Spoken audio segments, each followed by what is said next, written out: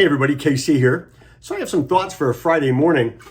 It was interesting this week to see a story from The Gauge, which is Nielsen's service that rates and evaluates usage of streaming platforms.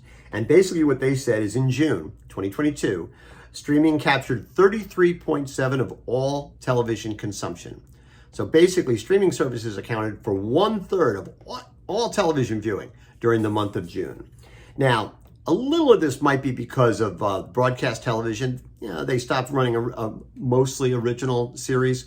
Once you get into June, September through May is when they run their original shows. But even that isn't as true as it used to be. The fact of the matter is, people are gravitating to streaming. That's what they want. It's the quality that they want, and it's the frequency they want. So people are going to streaming more and more. Now, I think this is a great metaphor for change. The kind of change that is affecting retail and is going to continue to affect retail going forward. Now, even if you want to kid yourselves that, okay, we're coming out of the pandemic and we got inflation, we may have a recession, people are going to go back to doing things the way they used to do them. Here's the thing. People never go back to the way they used to do them. Things never go back to the way they were. That's a simple reality with which you have to deal.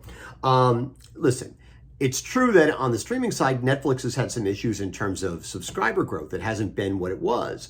But not all the news is bad for Netflix, just to use them as one example. Here's a quote from the study. Viewers spent 16% more time watching Netflix in June versus May. And as a result, Netflix gained a full share point from May and captured 7.7% all by itself, Netflix, of total TV viewing, the largest month-to-month growth that has ever been seen by a streaming platform. Now, compared to June 2021, all of the streaming platforms showed growth. Significant growth, like Amazon Prime Video up 31.9%, Disney Plus up 22%, and Netflix up 18.1%. So do you think this kind of change, this kind of disruption can't happen to you? Do you think some new technology, some new format, some new innovation, some new approach to selling the same kinds of goods that you sell can't come in and steal market share, steal your customers? Well, think again. For the most part, I can't even remember the last time I watched traditional television except to watch Mets games. And the fact of the matter is that's all changing because the streaming services are coming in and bidding for team schedules, major sporting events. I don't think it's going to be that long before we're going to be able to watch the World Series or maybe the NBA playoffs or maybe even the Super Bowl on streaming services. They've got the money. They know that's a way to attract eyeballs. So they're going after it. And I'm not sure the broadcast and cable networks are going to be able to compete under those circumstances. But here's the question for your business. Are you doing what you need to do to innovate around customer needs and wants? What are you doing to differentiate yourself in a way that'll create a sustained relationship with your shopper in the face of new and tough competition? Listen, think about your own viewing habits. Think about your kids' viewing habits. Think about how they consume content.